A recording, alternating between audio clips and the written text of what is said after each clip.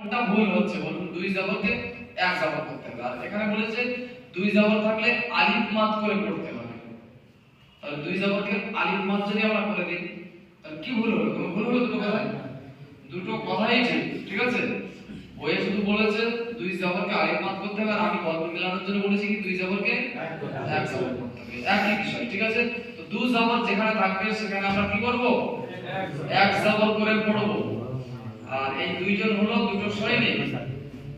আমি বলেছিলাম দুইজন সৈনিকের ভিতরে একজন মারা গিয়েছে, ইন্তেকাল করেছে। যখন হয়ে গেল পরে সে ইন্তেকালই করেছে, বাঁচেনি পরে।